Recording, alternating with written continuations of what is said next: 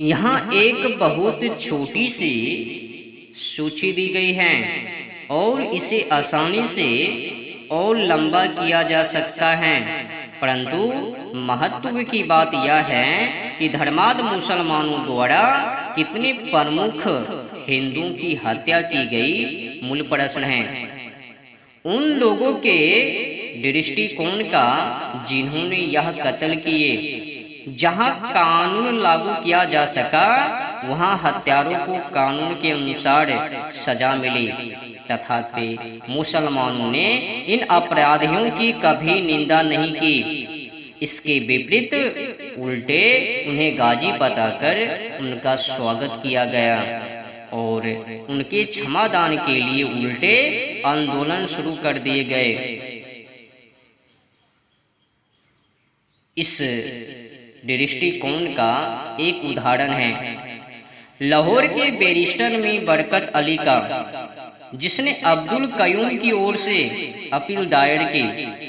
वह तो यहाँ तक कहा गया कि कयूम नाथूराम शर्मा की हत्या का दोषी नहीं है, क्योंकि कुरान के कानून के अनुसार यह न्यायोचित है। मुसलमानों का यह दृष्टिकोण तो समझ में आता है, परंतु जो बात समझ में नहीं आती वह है श्री गांधी जी का दृष्टिकोण। श्री गांधी हिंसा की किसी भी और प्रत्येक घटना की निंदा करने से नहीं चूके और उन्होंने कांग्रेस को भी उसकी इच्छा के विपरीत ऐसी घटनाओं की निंदा करने के लिए विवश किया, परंतु इन हत्याओं पर श्री गांधी ने कभी विरोध प्रकट नहीं किया। न केवल मुसलमानों ने इन जघन्य अपराधों की निंदा नहीं की, अपितु श्री गांधी ने भी कभी मुसलमानों से यह नहीं कहा कि वे इन हत्याओं की निंदा करें। समझो भाई, ऐसा मैं नहीं, स्वयं B.R. अम्बेडकर जी पाकिस्तान या भारत विभाजन बुक में लिख रहे हैं। समझने की विषय है, आज जितने भी चाटुकाकार चापलूसी कार्य गांधी जी के मिथ्या बातों से उलझे हैं और उसी में मग्न हैं, छूटने का दूर दूर तक नाम नहीं। उनसे मैं कह देना चाहता हूं, ये जो मैंने पढ़ा ये खुद से नहीं,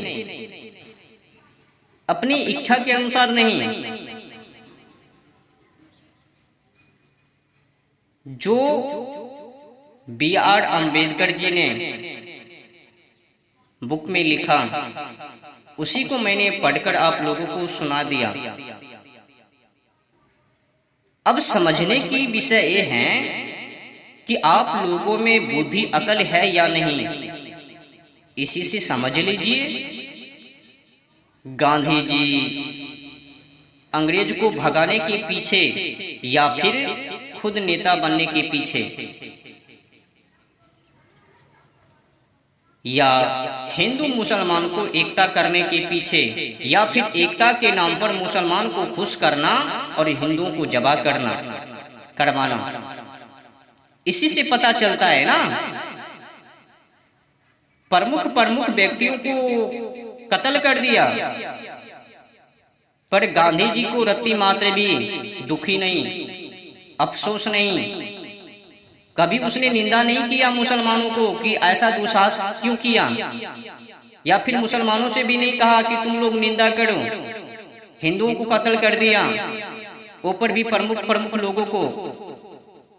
क्या कहूं महाराज, इन लोगों की हरकतें देखकर